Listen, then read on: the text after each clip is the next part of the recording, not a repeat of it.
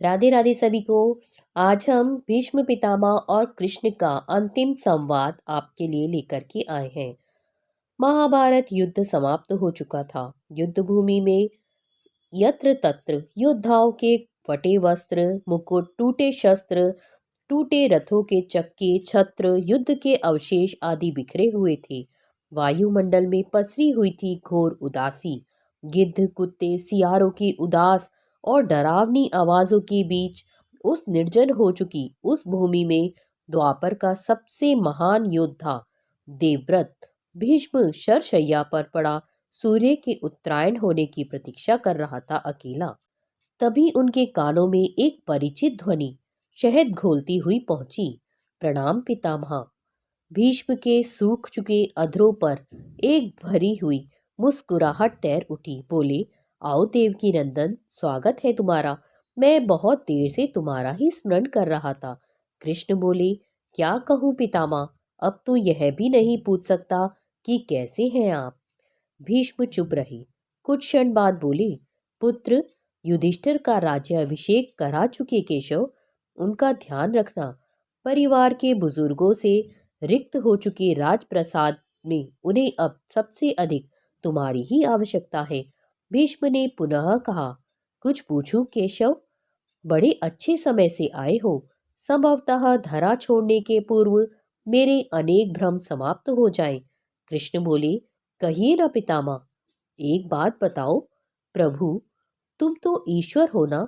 कृष्ण ने बीच में ही टोका, नहीं पितामह, मैं ईश्वर नहीं, मैं तो आपका पौत्र हूँ। पितामह, ईश्वर नहीं? भीष्म उस घोर पीड़ा में भी ठठाके हंस पड़े। बोले, अपने जीवन का स्वयं कभी आकलन नहीं कर पाया कृष्ण, सो नहीं जानता कि अच्छा रहा या बुरा। पर अब तो इस धरा से जा रहा हूं कन्हैया, अब तो ठगना छोड़ दे। कृष्ण जाने क्यों भीष्म के पास सरक आए और उनका हाथ पकड़कर बोले, कहिए पितामह। भीष्म बोले, एक बात बताओ कन्हैया, इस युद्ध में जो हुआ वो ठीक था क्या? किसकी ओर से पितामह? पांडवों की ओर से? कौरवों के कृत्यों पर चर्चा का तो अब कोई अर्थ ही नहीं। कन्हैया, पर क्या पांडवों की ओर से जो हुआ वो सही था? आचार्य द्रोण का वध, दुर्योधन की जंघा के नीचे प्रहार, दुशासन की छाती का चीरा जाना, जयद्रथ के साथ हुआ छल, निहत्थे कर्ण का वध, सब ठीक था क्या? यह सब उचित था क्या? इसका उत्तर मैं कैसे दे सकता हूँ पितामह? इसका उत्तर तो उन्हें देना चाहिए जिन्होंने यह किया। उत्तर दे।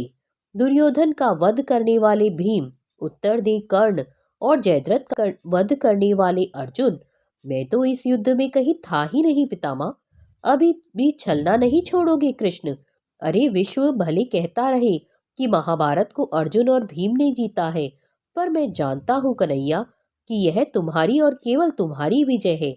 मैं तो उत्तर तुम्ही से पूछूंगा।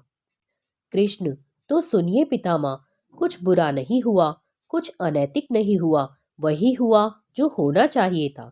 यह तुम कह रहे हो केशव? मर्यादा पुरुषोत्तम राम का अवतार कृष्ण कह रहा है। यह छल तो किसी युग में हमारे सनातन संस्कारों का अंग नहीं रहा, फिर यह उचित कैसे हो गया? इतिहास से शिक्षा ली जाती है पितामह, पर निर्णय वर्तमान की परिस्थितियों के आधार पर ही लेना पड़ता है। हर युग अपने तर्कों और अपनी आवश्यकताओं के आधार पर अपना नायक चुनता है। राम त्रेता युग के नायक थे, मेरे भाग में द्वापर आया था। एक ही परिस्थिति में हम दोनों का निर्णय एक सा नहीं हो सकता पितामह। नहीं समझ पाया कृष्ण, तनिक समझाओ तो। राम और कृष्ण के कालखंडों की परिस्थितियों में बहुत अंतर है पितामह। राम के युग में खलनायक भी रावण जैसा शिव भक्त होता था। तब रावण जैसी नकारात्मक शक्ति के परिवार में भी विभीषण और कुंभकर्ण जैसे संत हुआ करते थे। तब बाली जैसे खलनायक के परिवार में भी तारा जैसी विदुषी स्त्रियों और अंगद जैसे सज्जन पुत्र होते थे। उस युग में खलनायक भी धर्म का ज्ञान रखता था, इसलिए राम ने उनके साथ कहीं छल नहीं किया। किंतु मेरे द्वापर युग के इस भाग में कंस, जरासंध, दुर्योधन, दुशासन, शकुनी, जयद्रथ जैसे घोर पापी आए हैं। उनकी समाप्ति के लिए हर छल उचित है पितामह। पाप का अंत आवश्यक है पितामह, वह चाहे जिस विधि से भी हो। तो क्या तुम्हारे इन निर्णयों से गलत परंपराएं नहीं प्रारंभ होंगी केशव? क्या भविष्य तुम्हारे इन छलों का अनुसरण नहीं करेगा? और यदि करेगा तो क्या यह उचित होगा? भविष्य तो इससे और भी अधिक नकारात्मक आ रहा है पितामह। कलयुग में तो इतने से भी काम नहीं चलेगा। वहां मनुष्य को कृष्ण से भी अधिक कठोर होना होगा, नहीं तो धर्म समाप्त हो जाएगा। जब क्रूर और अनैतिक शक्तियां धर्म का समूल नाश करने के लिए आक्रमण कर रही हो, तो नैतिकता अर्थहीन हो जाती है पितामह। तब महत्वपूर्ण होती है विजय, केवल विजय। भविष्य को यह सीखना ही होगा पितामह।